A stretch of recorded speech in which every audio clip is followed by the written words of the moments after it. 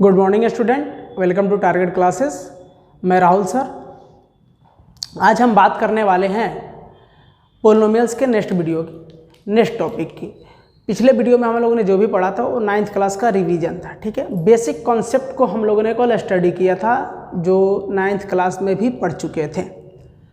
10th class में क्या पढ़ना है मैंने वीडियो के एंड में बताया था कि क्वाड्रेटिक पॉलिनोमियल्स के बारे में और क्यूबिक पॉलिनोमियल्स के बारे में हमें 10th में स्टडी करनी है। उसके फॉर्मेशन को बताया था, कोफिशिएंट बताया था, डिग्री बताई थी, linear polynomials, quadratic polynomials, cubic polynomials, इन सब चीज़ों को मैंने रिवाइज कराया था पिछले वीडियो में, ठीक है।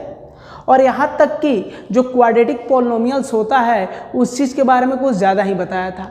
आज हम इस वीडियो में जो 10th में जिस फार्मूले का यूज़ करना है उस फार्मूले का प्रूफ और जो कॉन्सेप्ट जो रिलेशन होता है कोफिशिएंट में और उसके जीरोज में, उसको आज हम प्रूफ करने वाले हैं, ठीक है। हम आते हैं अपने टॉपिक पे। सबसे पहले हमें याद होगा कि पिछले वीडियो में हमने कहा था क्वाड्रेटिक पॉलिनोमियल्स का जो फॉर्मेशन होता है वो हमारा ax² plus bx plus c के फॉर्म में होता है। ये पहले से आप लोग जानते हो। मैं फॉर्मेशन लिख रहा हूँ।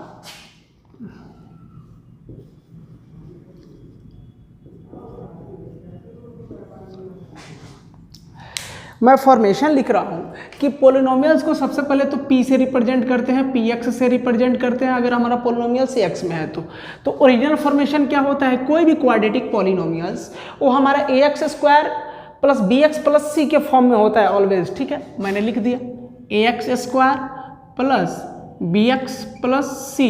और यहाँ तक कि मैंने पिछले वीडियो में ये भी बताया था कि सारा का सारा पॉलिनोमियल्स इसी फॉर्म में दिखता है। जो नहीं दिखता है, जो हाइड होता है, उसको भी कैसे दिखाया जाता है वो चीज़ मैंने बताई थी। आप लोग लास्ट वीडियो देख लेंगे, ठीक।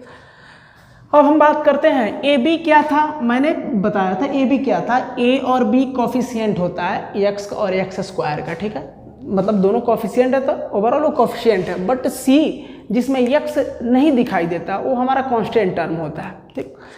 तो मैं फॉर्मेशन की बात करूं तो ये हमारा ax² plus bx plus c हमारा क्वाड्रेटिक पॉलिनोमियल्स का फॉर्मेशन है, ओरिजिनल शेप है, ऐसे कह सकते हो। इसका ओरिजिनल रूप है जिस तरह का क्वाड्रेटिक पॉलिनोमियल्स दिखना चाहिए। कोई भी क्वाड्रेटिक पॉलिनोमियल्स हो वो इसी तरह का दिखता है। मैंने प्रूफ भी किया था इस बात को पिछले वीडियो में। अब बात आती है कि जो एक कोफिशिएंट होता है a और b, ये दोनों हमेशा कोफिशिएंट कहलाता है। किसका? b हमेशा x का कोफिशिएंट है, a हमेशा x² का कोफिशिएंट है एंड c कांस्टेंट टर्म। ये चीज़ हो गई। अब हम बात करते हैं कि जब इसको हम सॉल्व करते हैं, 9th क्लास में बहुत बार सॉल्व किया है आप लोगों ने, बस ये फॉर्मेशन नहीं पता था, डायरेक्ट क्वेश्चन पता था। तो क्या मिलता है, तो किसी भी क्वेश्चन को सॉल्व करते हैं तो क्या मिलेगा, उसके हम कंक्लूजन तक पहुँचते हैं, उसके फाइनल रिजल्ट तक पहुँचते हैं, ठीक है। इसमें भी वही होगा। अगर ये हमारा क्वेश्चन x में है तो हम सॉल्व करते जाएंगे तो हमें x की वैल्यू मिलेगी या फिर फैक्टर मिलेगा। यही होता था। थोड़ा सा 9th क्लास में चलते हैं। बहुत बार आप लोगों ने इस क्वेश्चन को सॉल्व किया है 9th क्लास में। जरा इस पर देखिए, एक पॉलिनोमियल्स है px = 2x² plus 5x plus 3। ये हमारा क्वेश्चन आता था 9th में। एक प्रॉब्लम है जो 9th में हम लोगों ने सॉल्व किया है, ठीक। और बोलता था 9th में कि find the factor of this polynomials, ठीक है। इस पॉलिनोमियल्स का फैक्टर फाइंड करो, ठीक। फैक्टर क्या होता है? वह नंबर जिससे वह डिवाइड हो जाए, किसी भी चीज़ का फैक्टर, या वो चीज़ जिससे वो डिवाइड हो जाए, आसानी से डिवाइड हो जाए, ठीक। मैं इसको फैक्टर अगर मैं इसको करता था तो 9th क्लास में एक इजी प्रोसेस था, इजी मेथड था, फैक्टराइजेशन मेथड। फैक्टराइजेशन मेथड क्या था बेटा? बीच वाले यानी मिडिल टर्म को सेपरेट करके, ब्रेक करके उसको सॉल्व करना होता था। ये चीज़ें 10th में बहुत सारा है। ये चीज़ें मैं बताऊंगा जब सामने क्वेश्चन आएगा तो उसको अच्छे से समझाऊंगा, सेपरेशन मेथड या फिर फैक्टराइजेशन मेथड क्या है, ठीक। 9th में आप लोगों ने पढ़ा है बट अब भूल गए होंगे। इस चीज़ को देखिए, सेपरेशन मेथड यानी मिडिल टर्म को 2 पार्ट में ब्रेक किया जाता था। तो मैंने 5 को 2 + 3। अब कैसे ब्रेक करना है इसका भी एक ट्रिक होता है, ठीक है, वो हम बताएंगे, ठीक है। अब इस क्वेश्चन को समझिए, हमें इसके रिजल्ट से मतलब है। तो मैंने 5 को 2 + 3 कर दिया, x को बगल में ही रहने दिया, फिर इसको ऐसे के। आप लोग याद करिए 9th में आप लोगों ने इस तरह के क्वेश्चन को सॉल्व किया। फिर सॉल्व करते करते इसके बाद मैं इस ब्रैकेट को ब्रेक करूंगा, और ब्रेक करने के बाद x से मल्टीप्लाई करूंगा तो हमें क्या मिलेगा, 2x² + 2x + 3x + 5 मिला, ठीक है। उसके बाद 2x इन दोनों में कॉमन है और 3 इन दोनों में कॉमन है, तो हमें ये मिला 2x कॉमन लेने पर x+1, 3 कॉमन लेने पर x+1, ठीक। उसके बाद इन दोनों में x+1 कॉमन, x+1 कॉमन लिया तो 2x+3, ये चीज़ें मिलती थी। जब हम इस यहाँ तक पहुँचते थे तो हम आंसर कर देते थे। कब? जब क्वेश्चन में पूछता था फाइंड द फैक्टर, तब, ठीक।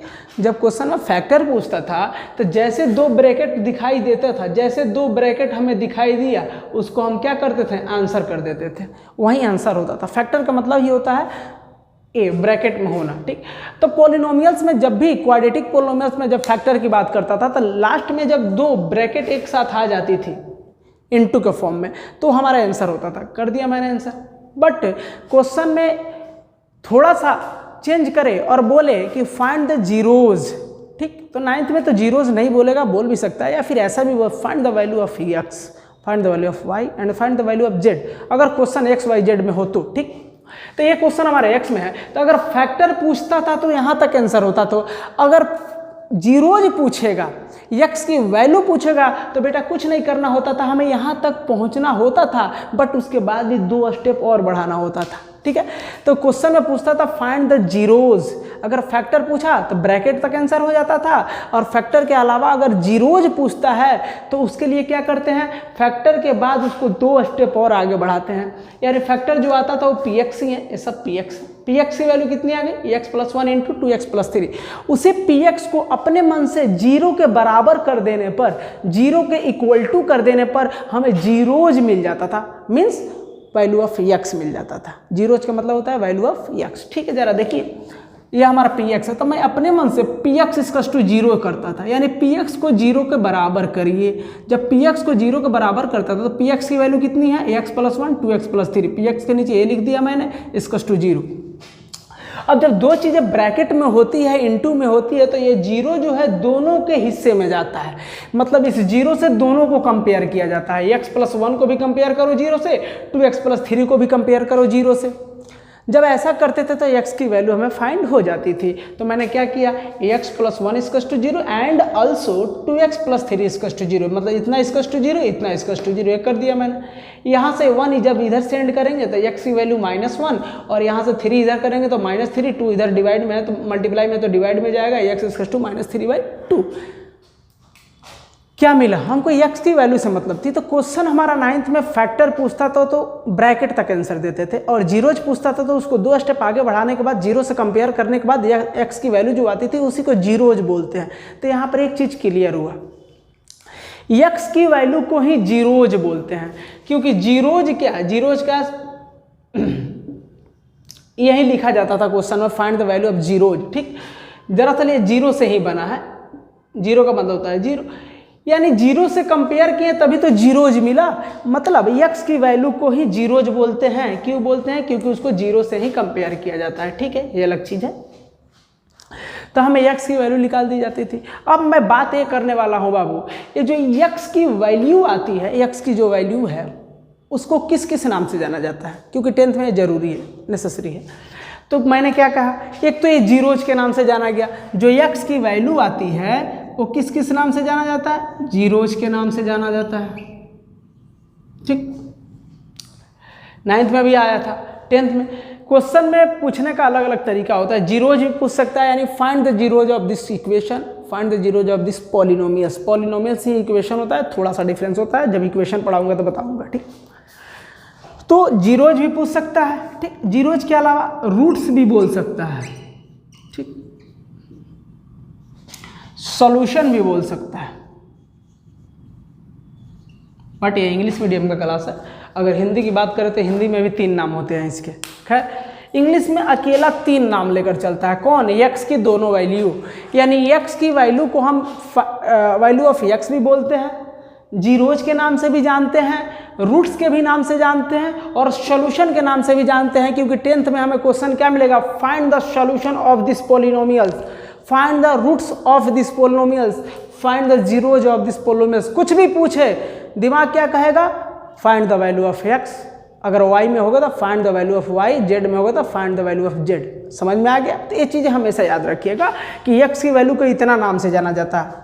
अब एक और नाम होता है, ठीक है, अल्फा और बीटा। ठीक है, ये नाम तो होता ही है x का, ये चीज़ें याद रहेगी आप लोगों को। x के 3 नामों से जाना जाता है, जीरोस, रूट्स, सॉल्यूशन, ये सब चीज़ें हैं। ठीक, तो याद रहे। तो कभी कभी कोई कहे कि जो x की वैल्यू हमें मिली है x equals to -1, x equals to -3/2, मैं इसका एक अलग से नामकरण करना चाहता हूँ, इसको अलग से एक निक नेम देना चाहता हूँ, वो अलग चीज़ है। ठीक, कोई ऐसा नेम कि मान लीजिए x की वैल्यू मिलेगी, ये हमें पता है। जैसे मान लीजिए इस क्वेश्चन में आइए, मान लीजिए ये फॉर्मेशन नहीं है, एक क्वेश्चन है, किसका?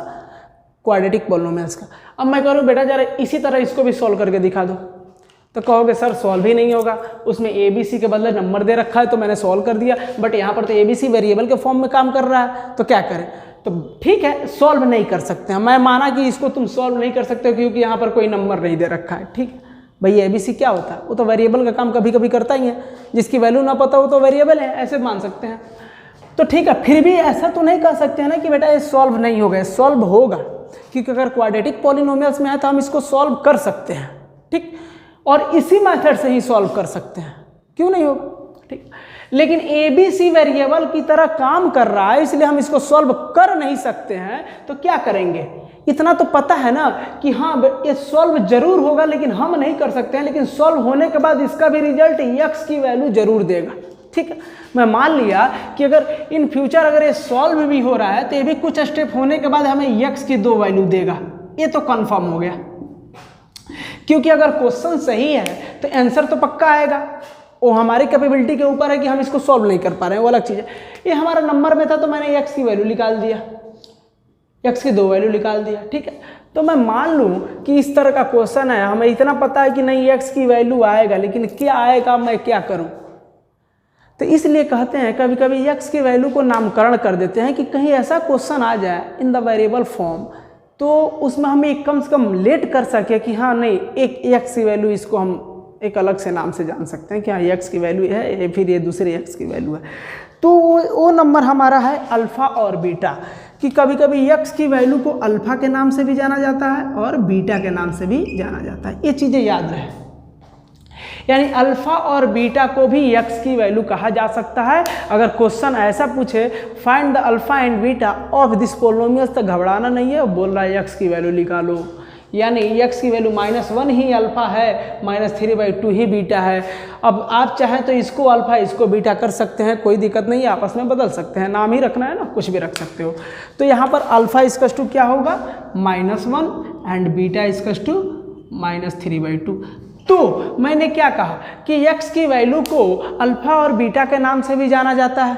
ठीक, और ये हमेशा अल्फ़ा ही बीटा रहेगा, ये बदलेगा नहीं, अल्फ़ा बीटा ही आप लोग लेट करिएगा, क्योंकि क्वेश्चन में अल्फ़ा बीटा ही आता है। ठीक, इसको अल्फ़ा बोलते हैं, इसको बीटा बोलते हैं। जीरोज के नाम से जाना जाता है, रूट्स के नाम से जाना जाता है, सॉल्यूशन के नाम से जाना जाता है, एंड वैल्यू ऑफ x के नाम से जाना जाता है। ये चीज़ें होती है। ठीक है, तो अल्फ़ा बीटा तो कंफर्म हो गया कि अल्फ़ा बीटा किसे कहते हैं। तो सबसे पहले आगे बढ़ने से पहले आप लोग के दिमाग में ये बात होनी चाहिए, जो x की वैल्यू आती है उसके कितने नाम होते हैं। तो हमेशा याद रखिएगा, solution, root, zeros, alpha and beta, and value of x, जो भी y हो तो वैल्यू ऑफ y, ये चीज़ें हैं। चलिए, अब ये चीज़ें मेरा बताने का मेन पर्पस ये था कि जो ये x की वैल्यू आती है कैसे आती है, किस तरह से आती है, तो ये फैक्टराइजेशन मेथड से आता है, जो मैं बहुत बार बताने वाला हूँ। आप निश्चिंत रहें, मेरे फाइनल रिजल्ट से मतलब था x की वैल्यू को किस किस नाम से जाना जाता है, क्या कहते हैं, ये चीज़ें हमेशा याद रहे। ठीक, अब हम बात करते हैं फार्मूले की। अगर जो क्वाड्रेटिक पॉलिनोमियल्स होता है, ठीक है, कोई भी क्वाड्रेटिक पॉलिनोमियल्स, ठीक है, तो उससे हमें x की वैल्यू फाइंड होती है। देखते हैं, 2x² + 5x + 3, सेम क्वेश्चन है, अभी जो मैंने लिखा था, जो इरेज किया वो सेम क्वेश्चन है। ठीक है, तो इसमें x की वैल्यू जो आई थी, एक वैल्यू आई थी x equals to -1 and x equals to -3/2, 2 value आई थी अल्फ़ा और बीटा के नाम से। सॉल्व करने पर आया था कि नहीं? ठीक, मतलब जब इसको मैं सॉल्व किया हूँ तो यही वैल्यू आई थी, अभी मैंने यहाँ सॉल्व किया था। ठीक है, वही चीज़ है। मेरे कहने का मतलब है जो x की वैल्यू मिलती है वो जीरोज है। ठीक है, एक और चीज़ याद रखना बेटा, शॉर्टकट बात है, यह पॉलिनोमियल्स जो है इसी पॉलिनोमियल्स का जीरोज है, मतलब यक्स की वैल्यू है, इसी से मिला है। यह नंबर और यह नंबर यक्स की वैल्यू शो कर रहा है, चाहे अल्फा और बीटा भी बोल सकते हैं। तो ये चीज़ याद रखना कि इसी पॉलिनोमियल्स में जो कि यक्स के फॉर्म में है, अगर यक्स की वैल्यू -1 इसमें रख दें और -3/2 भी रख दें, एक एक करके, ठीक, एक एक करके अगर रखें तो यह वैल्यू इस पॉलिनोमियल को सेटिस्फाई करेगा। सेटिस्फाई करने का मतलब क्या, उसका रिजल्ट 0 कर देगा। मैं चेक कराता हूँ। तो ये तो वैल्यू आप लोग की याद रहेगी, x = -1, ये इसी की वैल्यू है। तो मान लीजिए मैं x की वैल्यू -1 इस पॉलिनोमियल्स में पुट करने वाला हूँ, देखता हूँ क्या होता है। p-1 px 2x² + 5px + 3, ठीक है। ये हमारा क्वेश्चन है, यही क्वेश्चन है। तो इसको सॉल्व करने पर x की वैल्यू यह दोनों आई थी, ठीक। अब इसको अपोजिट चलते हैं, पीछे से चलते हैं। ये वैल्यू अगर इसमें x के जगह पर हर जगह रख दे तो क्या आएगा, क्या मिलेगा, ज़रा देखते हैं। यानी px में x के जगह -1 पुट करने वाले हैं। p-1 का मतलब क्या होता है, x की जगह -1 रखिए। अगर यहाँ 2 लिखूंगा तो समझ में आएगा कि x की जगह 2 रखिए, ठीक है। तो मैं -1 पुट कर रहा हूँ, तो देखते हैं क्या मिलता है। जहाँ जहाँ x दिखा -1 कर दीजिए। जब मैंने ऐसा किया तो रिजल्ट देखिए, -² +1 के गायब हो जाएगा, 1 का स्क्वायर 1 होता है, 2 1 जा 2, प्लस माइनस माइनस 5 1 जा 5 +3, -5 को पहले लिख दीजिए, 3 और 2 कितना होता है +5, तो +5 -5 कट के क्या हो गया, 0 हो गया। यही चीज इसी को बोलते हैं सेटिस्फाई होना, ठीक है। मतलब जो x की वैल्यू उससे मिलती है वो वैल्यू उसमें रखने पर उसका रिजल्ट 0 हो जाता है। अभी -3/2 को अगर पुट करोगे ना इसमें, यानी इसी में x के जगह पे, तो भी 0 आएगा। इसीलिए तो इसको 0 बोला गया है, क्योंकि इसको रखने पर रिजल्ट 0 हो जाएगा। और उसी को बोलते हैं सेटिस्फाई होना। जब रिजल्ट 0 आने लगे तो बोला जाएगा कि जिस वैल्यू पर पॉलिनोमियल्स का रिजल्ट 0 शो किया है वह वैल्यू उसको सेटिस्फाई कर रहा है, ऐसा हम बोल सकते हैं, ठीक। और वही वैल्यू उसमें रखने पर, मतलब यह दोनों रखेंगे, अगर यह दोनों वैल्यू इसमें रख दिए 0 आ गया तो कंफर्म हो गया कि यह दोनों इसका 0 है, यानी सेटिस्फाई कर रहा है, ठीक। तो मेरे कहने का मतलब था बेटा, जो भी पॉलिनोमियल्स की वैल्यू आती है उस वैल्यू को उसी पॉलिनोमियल्स में पुट करने पर वह उसको सेटिस्फाई करता है। करेगा क्यों नहीं भाई, क्योंकि वह x की वैल्यू उसी से तो मिला है। यह x की वैल्यू किससे फाइंड हुआ, इसी से मिला है। अगर यह वैल्यू को उसी में फिर रख देंगे तो उसको सेटिस्फाई जरूर करेगा, 0 रिजल्ट देगा, इसी तरह का देगा। इसलिए मैंने कहा कि जो पॉलिनोमियल्स की वैल्यू होती है वो वैल्यू उस पॉलिनोमियल्स को सेटिस्फाई करती है, ठीक है। अब मान लीजिए कोई ऐसा पॉलिनोमियल्स है, अगर उसमें आप उसकी वैल्यू नहीं निकालना चाहते हैं। मान लीजिए मैं एक पॉलिनोमियल्स लिख रहा हूँ 5x² + 2x + 3, इस तरह का पॉलिनोमियल्स है कोई। अगर मैं कोई लड़का आया और इसमें अपने मन से कोई भी वैल्यू जो दिमाग में आया, उसने सोचा कि हम चलते हैं x की वैल्यू x = -1 इसमें पुट करना चाहते हैं, इसमें -2 पुट करना चाहते हैं, कुछ भी, तो ठीक है। अगर x की वैल्यू -2 पुट कर सॉल्व नहीं करना चाहता है, डायरेक्ट पुट करना चाहता है, ठीक है। देखते हैं पुट करने पर क्या आएगा, देखते हैं। यानी p-2 निकालना, जब p-2 निकालेंगे तो क्या आएगा, 5 - 2 का स्क्वायर + 2 - 2 +3, तो इसका रिजल्ट आएगा 2 2 जा 4 5 का 20 -4 प्लस माइनस 2 2 जा 4 +3, क्या आ रहा है 20 प्लस में है, 3 प्लस में है 23 -4 यानी 19 आ रहा है। p-2 की वैल्यू क्या आ रहा है, 19 आ रहा है। तो हम क्या कहेंगे, इस पॉलिनोमियल्स में x की वैल्यू -2 रखने पर इसको सेटिस्फाई नहीं कर रहा है, क्योंकि हमें यहाँ 0 लाना है। अगर 0 नहीं आया तो कहेंगे कि यह वैल्यू इसकी हो ही नहीं सकती है, क्योंकि अगर सच में उसकी वैल्यू होती तो उसको रखने पर उसका रिजल्ट 0 आ जाता। अगर अपने मन से वो लड़का, चाहे मैंने -2 इसमें रख कर चेक किया, तुक्का मारा मैंने, अगर 0 आ गया होता ना तो मैं कहता कि इसको सॉल्व करके देख, x की वैल्यू -2 पक्का आएगी।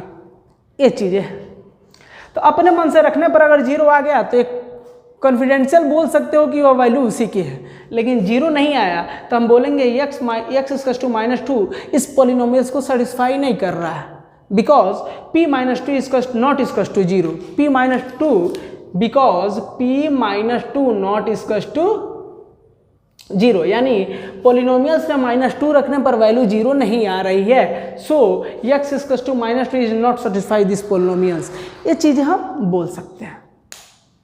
तो ये बातें समझ में आई कि क्या किसको बोलते हैं सेटिस्फेक्शन, सेटिस्फाई कॉल पॉलिनोमियल्स कैसे सेटिस्फाई होता है, ये सब चीज़ें समझनी पड़ती है। अब हम बात करते हैं डायरेक्ट फार्मूले की, डायरेक्ट पॉइंट पर आते हैं कि क्या होता है। थोड़ा अच्छे से समझिएगा, 10th क्लास में क्वाड्रेटिक पॉलिनोमियल्स की अगर बात करते हैं तो उसके फार्मूले होते हैं, उसके कोफिशिएंट होते हैं, ठीक है। तो आप जब भी बुक को ओपन करिएगा घर पे तो पता चलेगा कि इसके 2 फार्मूले हैं, ठीक, दो रिलेशन है जिसको हम फार्मूला बोल रहे हैं, रिलेशन को ही फार्मूला बोल रहे हैं, ठीक है। तो यहाँ पर मेरा ओरिजिनल फॉर्मेशन जो है px इक्वल टू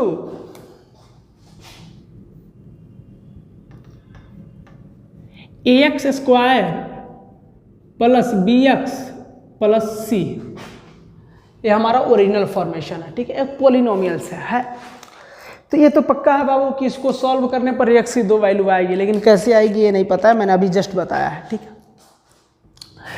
तो मैं फार्मूला प्रूफ करने वाला हूँ, क्योंकि फार्मूला इसी से हमें मिलने वाला है। ये हमारा क्वेश्चन है, समझ जाइए कि ये फॉर्मेशन हमारा एक तरह का क्वेश्चन का काम कर रहा है, ठीक है। एक मेरे पास क्वेश्चन है, तो क्वेश्चन को सॉल्व करने से पहले याद रहे a और b क्या है, कोफिशिएंट है, किसका, x स्क्वायर और x का, c क्या है, कांस्टेंट टर्म है, इतना चीज़ें याद रखनी चाहिए।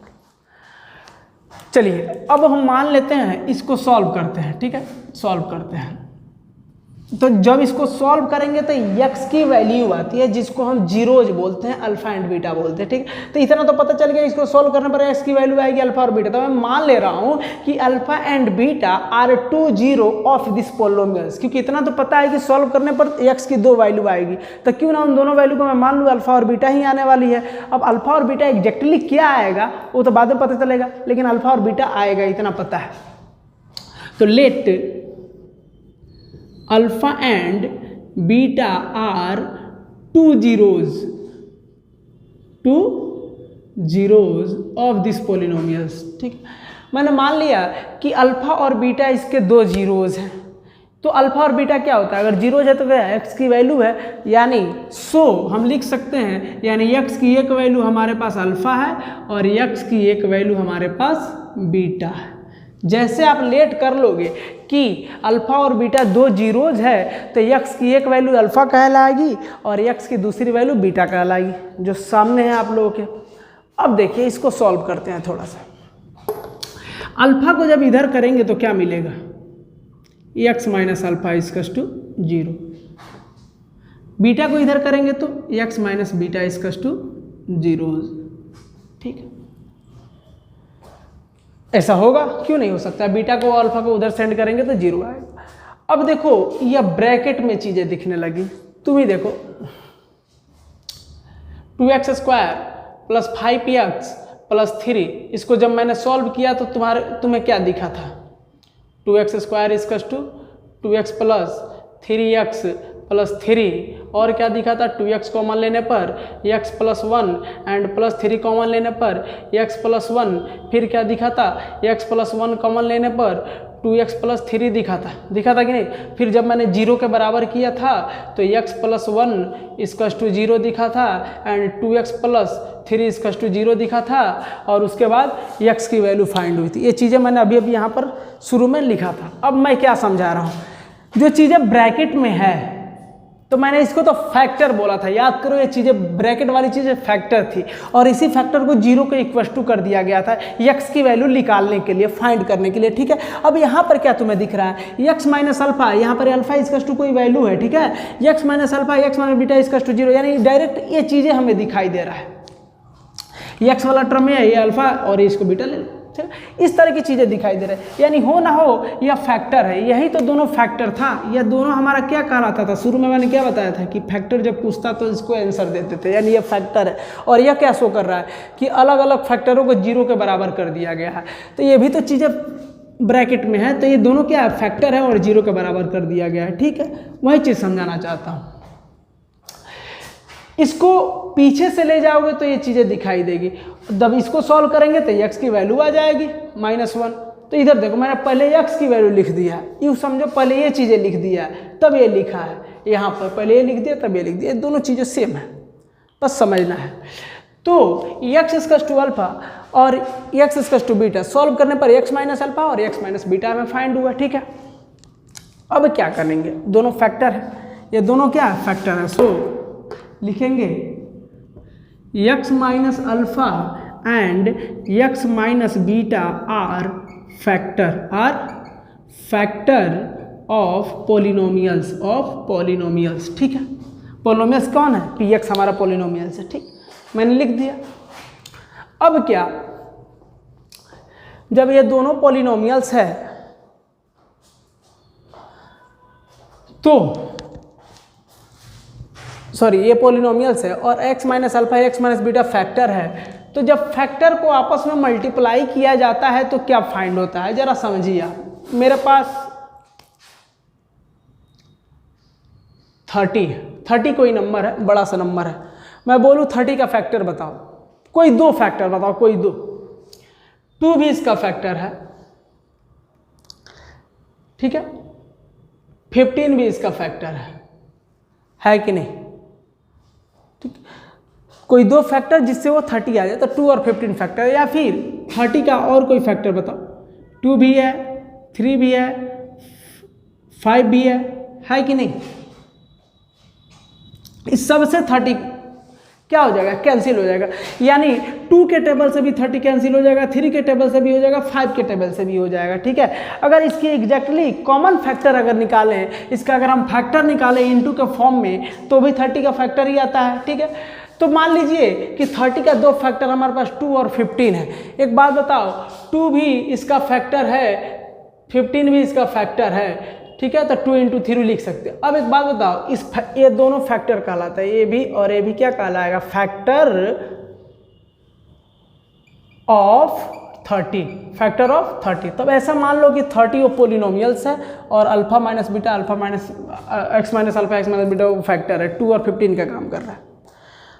तो फैक्टर को जब आपस में मल्टीप्लाई करते हैं तो वो चीज़ें मिल जाती है जिसका वो फैक्टर है। तो इधर देखिए जरा, इन दोनों को मल्टीप्लाई करिए तो 2 और 15 को क्या आएगा रिजल्ट, 30। कहने का मतलब क्या है, 30 फिर से मिला ना। कहने का मतलब है कि कोई फैक्टर जिस नंबर का फैक्टर होता है उसको आपस में मल्टीप्लाई किया जाए तो वही नंबर फाइंड होता है। ठीक है, यानी अगर 30 का फैक्टर 2 और 15 है तो 2 और 15 को मल्टीप्लाई करने पर वो 30 फिर से फाइंड हो जाएगा। ठीक, मेरे कहने का मतलब है, अगर इन दोनों, ये दोनों फैक्टर किसका है, px का है, यही px है। ठीक, तो अगर मैं x - अल्फा x - बीटा को आपस में मल्टीप्लाई करूं तो क्या फाइंड होगा, दोनों को मल्टीप्लाई किया तो क्या मिलेगा, px मिलेगा कि नहीं, यही मिलेगी कि नहीं। तो मैं इसको px के बराबर कर दे रहा हूँ, यानी px = x - alpha x - beta मैं लिख सकता हूँ ना, जरूर लिख सकता हूँ। ठीक, तो यानी फैक्टर को आपस में मल्टीप्लाई करने पर px ही मिलता है, जो कि मिला। अब हम इसको सॉल्व करेंगे, लेकिन एक चीज और, यहां पर हम अपने मन से एक नंबर लगाना चाहते हैं k। ठीक है, एक कांस्टेंट टर्म लगाना चाहते हैं k, यानी px = x - alpha x - beta, आगे k लगा दीजिएगा। k क्या है, k का मतलब क्या है, कोई कांस्टेंट है। k यहाँ पर क्या है, कोई कांस्टेंट टर्म है। ठीक,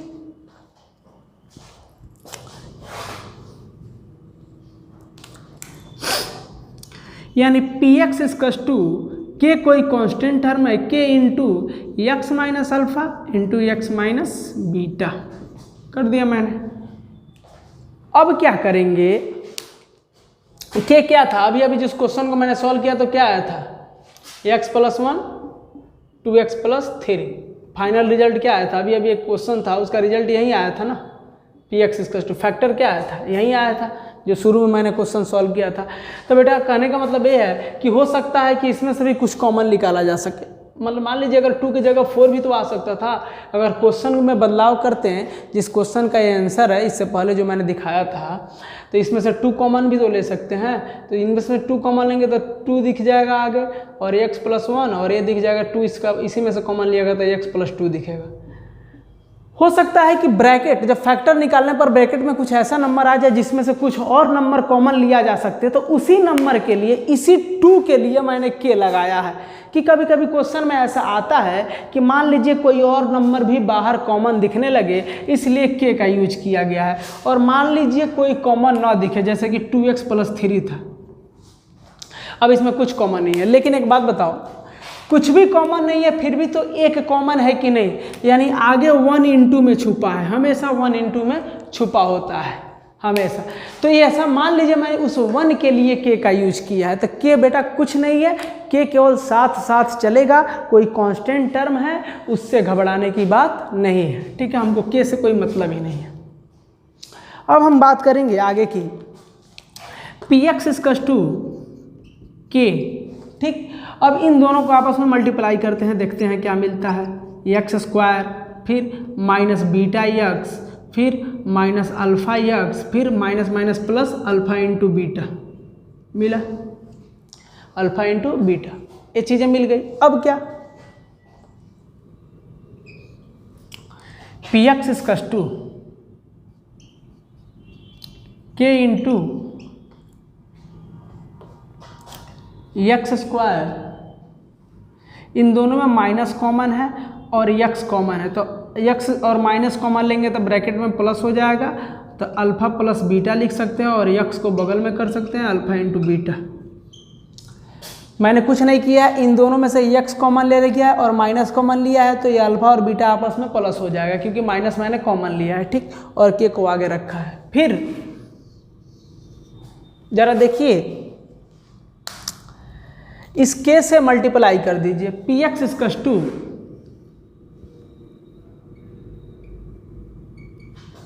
k से जब मल्टीप्लाई होगा तो kx² plus k into, sorry plus नहीं होगा माइनस होगा, minus k into alpha plus beta into x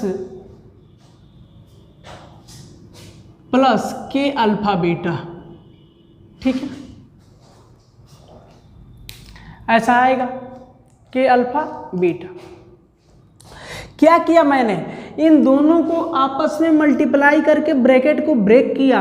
जब ब्रेक किया तो इतना फाइंड हुआ, k से कोई मतलब नहीं है, k एक कांस्टेंट टर्म है। फिर मैंने इसमें माइनस और x को कॉमन लिया तो ये चीज़ें ऐसे दिखने लगी। फिर मैंने k से इन तीनों में मल्टीप्लाई किया तो px ऐसे दिखने लगा।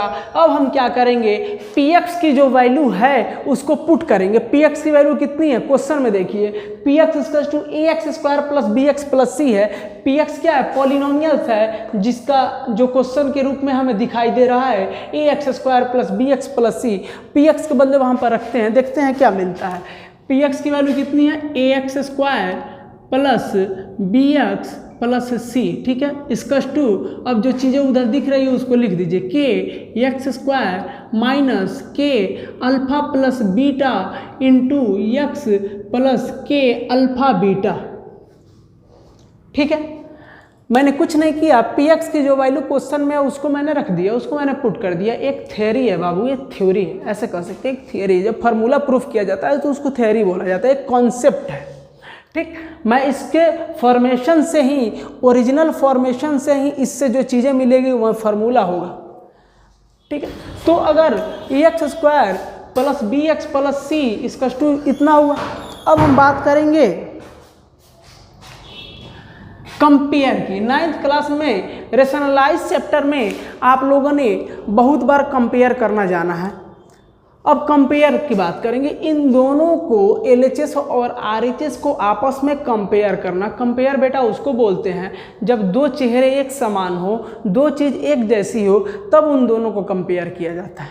ठीक है, अगर कंपेयर करने का मौका आप लोगों को दिया जाए तो आप लोग उसी को उससे कंपेयर कीजिएगा जो एक जैसा दिखे। यहाँ पर कंपेयर करने का मतलब क्या है कि एक्स स्क्वायर, मैंने क्या बताया था, पॉलिनोमियल्स में हमेशा वेरिएबल को प्रायोरिटी दी जाती है। वेरिएबल हमेशा आगे रहता है, हमेशा अव्वल होता है। किसी भी चीज़ को मिलान करना हो, किसी भी चीज़ से आइडेंटिफाई करना हो पॉलिनोमियल्स में, तो हमेशा वेरिएबल ही आगे आता है। तो इसमें भी क्या कंपेयर भी करना है तो वेरिएबल को देखेंगे। तो इसमें देखेंगे कि इसमें भी एक्स स्क्वायर है, इसमें भी एक्स स्क्वायर है, बाकी किसी में एक्स स्क्वायर नहीं है। तो कंपेयर करने का मतलब हुआ एक्स स्क्वायर का एक्स स्क्वायर वाले के साथ, यक्स का यक्स वाले के साथ, विदाउट यक्स का विदाउट यक्स के साथ। यही होता है कंपेयर का मतलब। तो जिसमें यक्स और कंपेयर का मतलब होता है इक्वल टू करना। ठीक है, अब चलिए हम कंपेयर करते हैं। लिखेंगे ऑन कंपेयरिंग, ऑन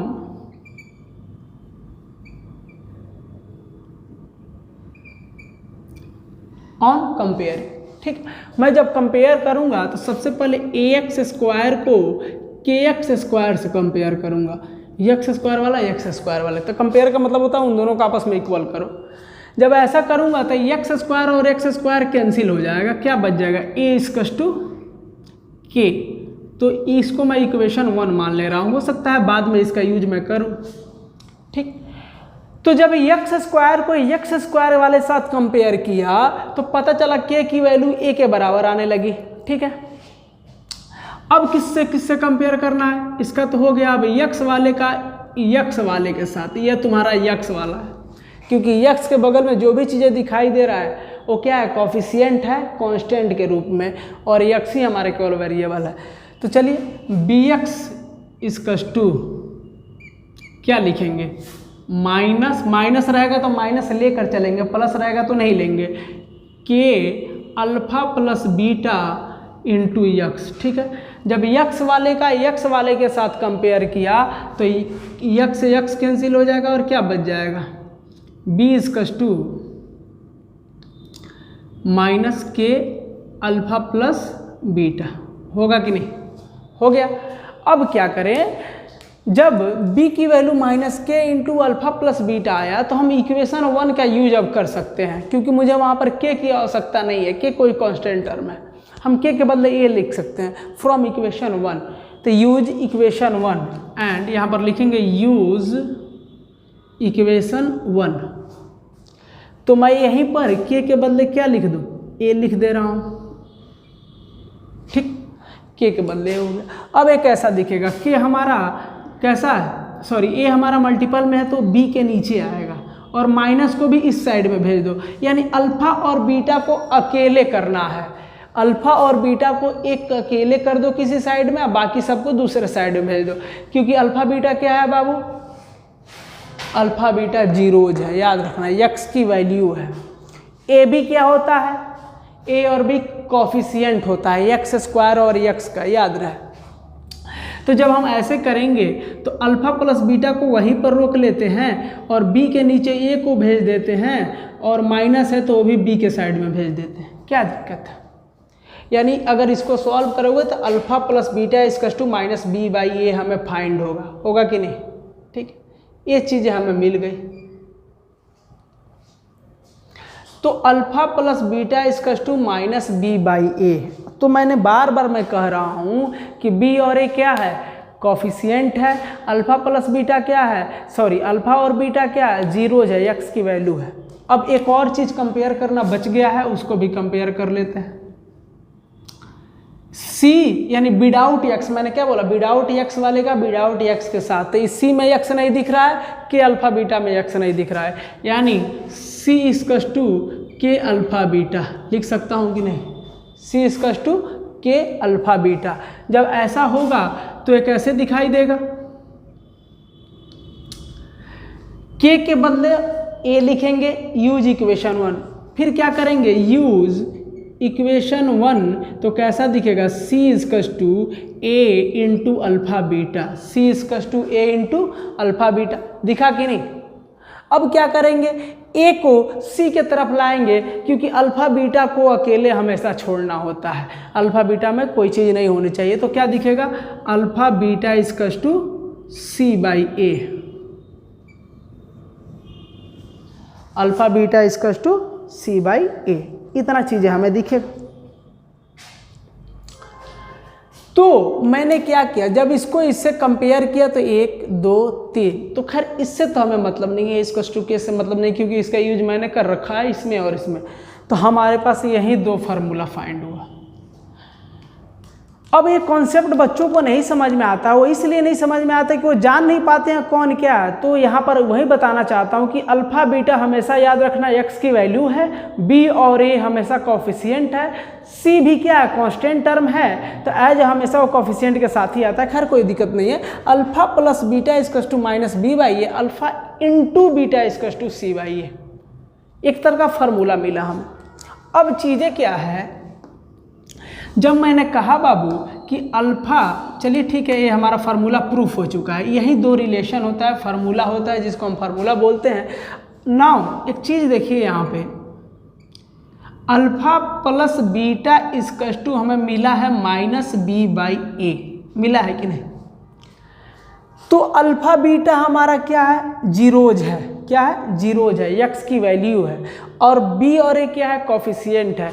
अब इन दोनों को ध्यान से देखो तो क्या शो कर रहा है, अल्फा और बीटा को ऐड करने पर b और a फ्रैक्शन के रूप में रिजल्ट प्राप्त हो रही हैं। तो मतलब अल्फा और बीटा यानी x की वैल्यू, अल्फा और बीटा दोनों को आपस में जोड़ा जाता है तो b बट्टा a, I mean b upon a के इक्वल टू में आता है हमेशा माइन। तो ये तो रिलेशन बन गया ना, किसके किसके बीच का, अल्फा बीटा जीरोज है, b और a कॉफिशिएंट है, तो इसको तो कह ही सकते हैं relation between coefficient and zeros. तो एक तरह का ये रिलेशन बन रहा है। तो रिलेशन को हम वर्डली क्या लिखेंगे, अल्फा प्लस बीटा को लिख सकते हैं, ध्यान से देखिए वर्ड में, sum of zeros, sum of zeros, ये दोनों का मतलब एक ही होता है। अल्फा प्लस बीटा का मतलब होता है सम ऑफ जीरोज, मतलब अल्फा बीटा जीरोज हो गया, सम का मतलब ऐड हो गया। अब इसको भी वर्ड में लिखना चाहेंगे तो माइनस तो रहेगा, तो माइनस को तो कोई वर्ड नहीं होता है, लेकिन बीटा बी को क्या लिखेंगे, बी क्या है, कॉफिशिएंट ऑफ यक्स, यानी बी को लिखेंगे कॉफिशिएंट ऑफ यक्स। ठीक, कॉफिशिएंट को मैंने शॉर्ट में लिखा है COFF डॉट लिख दिया, कॉफिशिएंट का स्पेलिंग आप लोग लिखिएगा। और ए को क्या लिख सकते हैं, coefficient of x square, coefficient of x square, यानी ये दोनों चीजें एक सेम है, एक वर्ड में लिखा गया, एक वर्डली लिखा गया, शब्दों में लिखा गया, एक मैथमेटिकली रिप्रेजेंटेशन में है। तो ये चीज़ें क्या है, यही हमारे बुक में दिया है, relation between coefficient and its zeros, मतलब रिलेशन प्रूफ करके दिखाओ किसके किसके बीच, किसी भी पोलिनोमियल्स के कॉफिशिएंट और उसके जीरो के बीच जो रिलेशन होता है उसको प्रूफ करके दिखाओ। तो मैंने प्रूफ कर दिया, ये तुम्हारा अल्फा बीटा जीरोज है, b बाई ए कॉफिशिएंट है, ये दोनों क्या शो कर रहा है कि अल्फा और बीटा को ऐड करने पर b अपन a का रिजल्ट मिल रहा है, means the relation between coefficient and zeros, इसको वर्डली क्या बोलेंगे, sum of zeros equals to minus coefficient of x upon coefficient of x square. एक रिलेशन ये हुआ क्योंकि ये क्वाड्रेटिक पॉलिनोमियल्स है, द्विघात का बहुपद है, क्वाड्रेटिक पॉलिनोमियल्स। तो अगर क्वाड्रेटिक पॉलिनोमियल्स है तो इसमें रिलेशन भी 2 होंगे, एक रिलेशन यहाँ है और एक रिलेशन यहाँ है, इसको भी वर्डली लिखा जा सकता है। तो ये चीज़ें हो गई। अब मैं इधर का इरेज करने वाला हूँ, इससे अब कोई मतलब नहीं है।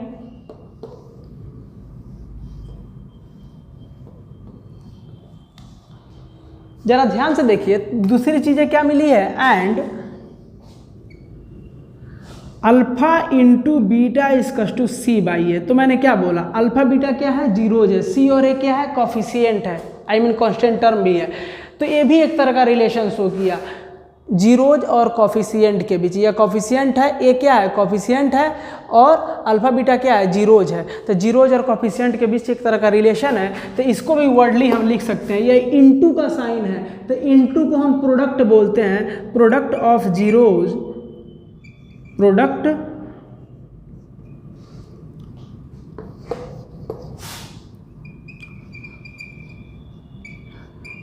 Of zeros is equals to, इसको मैं बोला वर्डली प्रोडक्ट ऑफ जीरो, और सी क्या है, सी को मैंने बोला था कांस्टेंट टर्म है, कांस्टेंट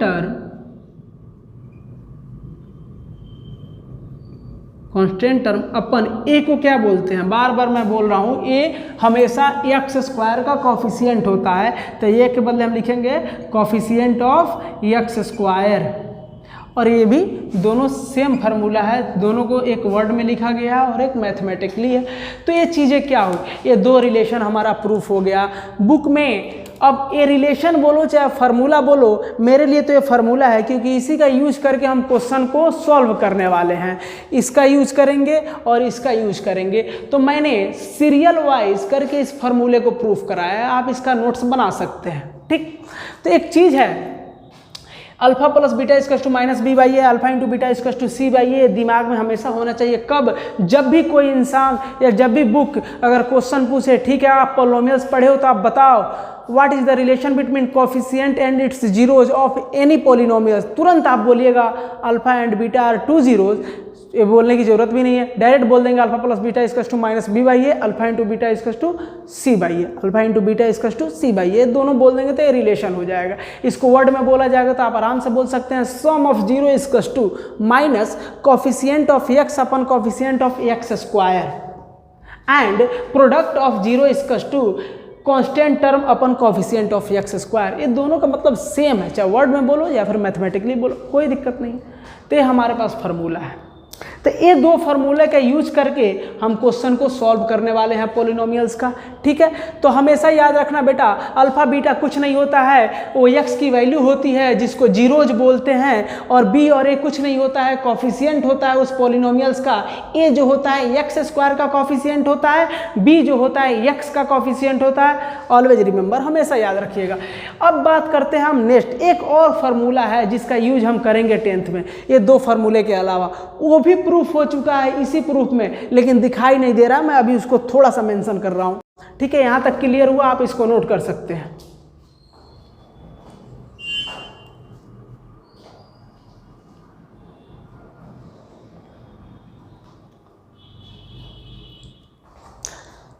अब हम बात करेंगे एक और जो फार्मूला होता है, यहां से तो हमें कोई मतलब नहीं है, ठीक है। देखिए ध्यान से, अल्फा बीटा क्या है, याद रखिएगा जीरोज है, बी ए बी क्या है, कॉफिशिएंट है, सी कांस्टेंट टर्म है, ठीक है।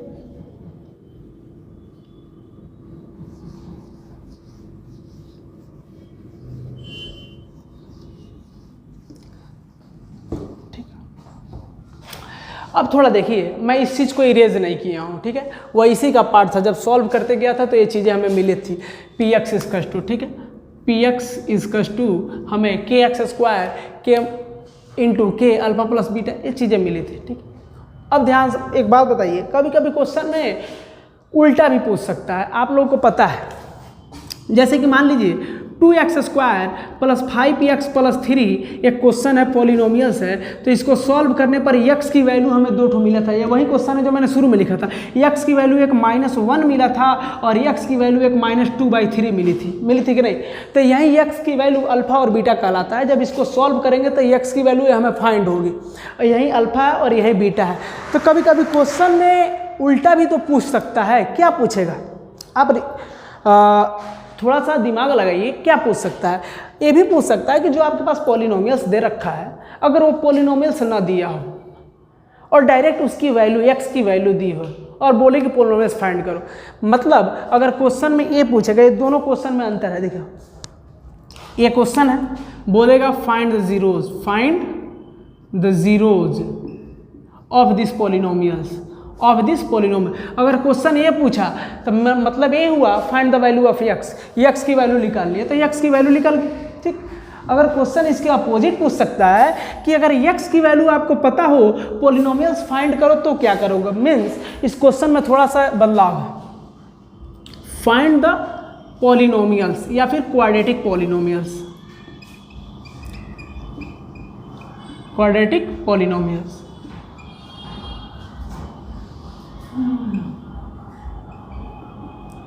इफ अल्फा इक्वल्स टू इतना एंड बीटा इक्वल्स टू इतना, मतलब x की वैल्यू दे दे अगर x की वैल्यू दे दे तब पोलिनोमियल्स क्या लिख लेगा,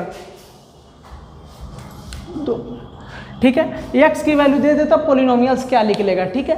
तो अब देखिए उसका फार्मूला क्या बनेगा, मतलब आपके पास x की वैल्यू फाइंड हो और पोलिनोमियल्स फाइंड करना हो तो क्या, तो उसके लिए बेटा यही फार्मूला होता है क्या, जो इसको इसी तरह सॉल्व करते जाओगे यहाँ तक जब पहुँचोगे तो इसमें से क्या करना, k को फिर से कॉमन लोगे तो हमारे ऐसे दिखेगा x² minus k into, sorry k common है, alpha plus beta into x plus k alpha beta, sorry k common है। जब के कॉमन लेने पर हमें ये चीज़ें दिखाई देगी। तो बेटा ये फार्मूला कहाँ से मिला, इसी से तो मिला, यही वो फार्मूला है। अगर x और y की x की वैल्यू दी हो, दोनों अल्फा और बीटा की वैल्यू इसमें पुट कर दोगे तो पोलिनोमियल से निकल जाएगा। तो इसको भी आप फार्मूले के तौर पर देखेंगे, ये हमारा फार्मूला है। एक क्वेश्चन मैं इसके अकॉर्डिंग बता रहा हूँ कैसे। अगर क्वेश्चन में दे दे इफ़ अल्फा इजकस टू 2 बीटा इजकस to 3 find polynomials, find quadratic polynomials, find px, ठीक है। अल्फा और बीटा क्या है, x की वैल्यू होती है, यानी यहाँ पर x की वैल्यू दिया है, पोलिनोमियल्स निकालना है, पोलिनोमियल्स नहीं दिया है, पोलिनोमियल्स फाइंड करना है। तो क्या इसमें पुट करेंगे, यानी ये अल्फा है और ये बीटा है, डायरेक्ट इस फार्मूला में पुट करेंगे फ्रॉम फार्मूला, चाहे डायरेक्टली करें बाय फार्मूला। px इजकस टू क्या होता है, k into x² minus alpha plus beta into x plus alpha beta, ये फार्मूला होता है। इसमें अल्फा बीटा की वैल्यू पुट कर देंगे, x², अल्फा कितना है 2 है, बीटा कितना है 3 है, x प्लस अल्फा कितना है 2 है, बीटा कितना है 3 है, इसको मल्टीपल करेंगे। अब रिजल्ट क्या आ रहा है इसका, px इजकस टू क्या आया, k इंटू x² माइनस 3 2 कितना होता है 5px प्लस 3 2 जा 6, क्या मिला। हमें k से कोई मतलब नहीं है, k लिखो तो भी सही है, k ना लिखो तो भी सही। अगर k को मैं नहीं नोट कर रहा हूं तो क्या दिखेगा, x² माइनस 5px प्लस 6, क्योंकि k तो कांस्टेंट है, k की जगह 1 भी हो सकता है, तो 1 ही मान लो। तो हमें px क्या मिला। अब तुम ही बताओ x की वैल्यू से ये क्वाड्रेटिक फार्मूला मिला कि नहीं, क्वाड्रेटिक पोलिनोमियल्स मिला कि नहीं। अगर यही पोलिनोमियल्स दे देता, आप बोलता find the value of x, तो यही 2 वैल्यू आता है x की, ठीक है। तो इस तरह का भी क्वेश्चन आप लोग के एग्जाम में और आप लोग के बुक्स में दे रखा है। तो इतना सब हो गया, ठीक है। ये 3 फार्मूला, ये फार्मूला है, इसको नोट कर लीजिए, इससे पहले वाला 2 फार्मूला है और इसी पर डिपेंड एक क्वेश्चन है, ठीक है। आप इसको नोट करेंगे। अब हम नेक्स्ट वीडियो में बात करेंगे कि एनसीईआरटी के क्वेश्चन को सॉल्व करेंगे, आर.एस. अग्रवाल और बालाजी के क्वेश्चन को सॉल्व करेंगे। और नेक्स्ट वीडियो में हम लोग एनसीईआरटी का एक एक्सरसाइज जरूर खत्म करेंगे, उसके बाद हम क्यूबिक पोलिनोमियल्स पढ़ेंगे। तो हम मिलते हैं नेक्स्ट वीडियो में, आप इस वीडियो को मिस ना करिएगा। धन्यवाद।